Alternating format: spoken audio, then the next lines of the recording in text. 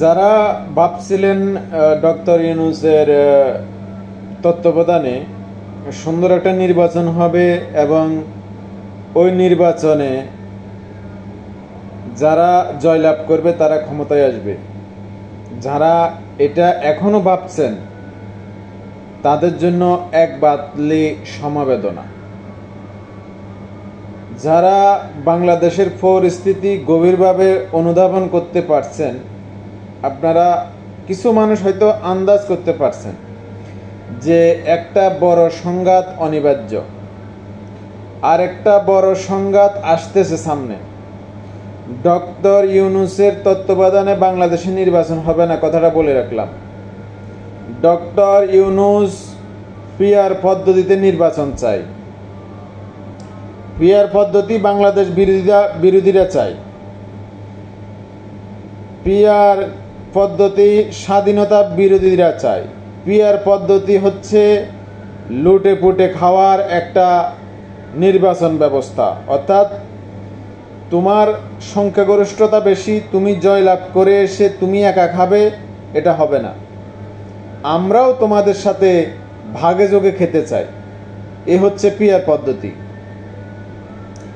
PR পদ্ধতি একটা দেশের জন্য আসনি সংকেত। পিআর পদ্ধতি দেশ ধ্বংসের শুরু। পিআর পদ্ধতিতে কোনো দেশে এখন আর নির্বাচন হয় না। আপনি একটা সিট জিতেন, কিন্তু একটা সিটেই আপনাকে সংখ্যাগরিষ্ঠতা নিয়ে জিতে আসতে হবে। আপনি বাংলাদেশে কোথাও 10টা ভোট পেলেন, কোথাও 5টা ভোট পেলেন, ওই হিসেব নিয়ে আপনি ঢাকাতে একটা সিট নিয়ে বসে পড়বেন, এটা বাংলাদেশের মানুষ কখনো মেনে নেবে না। তো পিআর পদ্ধতি কারা চায়? জামাতে ইসলাম, চরমোনাই, হেফাজতে ইসলাম, যত চোর বাটপার আছে যারা এখনো অবধি শিশু বলাৎকার করে মাদ্রাসা চালিয়ে ফিস নিয়ে খেয়ে আসছিল সৌদি আরবের অনুদানে এবং পাকিস্তানের অনুদানে, তারা এখন বাংলাদেশের ক্ষমতায় বসতে চায়। তারা ক্ষমতা নিয়ে ভাগাভাগি করতে চায়। বাংলাদেশ বিএনপি এবং বাংলাদেশের স্বাধীনতাকামী যে কোনো দল এটা কখনো মেনে নেবে না। তো সেজন্য ডক্টর ইউনূসের অত বড় হ্যাডম নেই যে সে এই দেশ বিরোধীদেরকে দমিয়ে রেখে হাসিনার মতো একটা নির্বাচন দিবে। সুতরাং এই ডক্টর ইউনূসের আন্ডারে বাংলাদেশে নির্বাচনই হবে না। একটা বড় সংঘাত অনিবার্য, একটা সংঘাত আসতেছে। এই সংঘাতে ডক্টর ইউনূস কোথায় যাবে নিজেও জানে না। হতে পারে যে কোনো সময় শেখ হাসিনার মতো হেলিকপ্টার নিয়ে কোথাও চলে গেছে, প্রাইভেট প্লেন নিয়ে চলে যাবে ইউরোপ।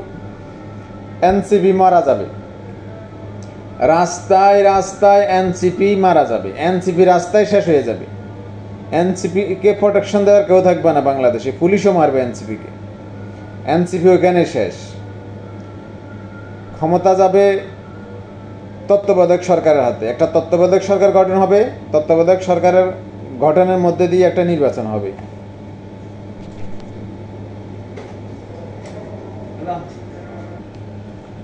আহা, মজা আসতে চলেছে, মজাই আসবে। যুদ্ধ কিছুই থাকবে না, জুলাই যুদ্ধ শেষ।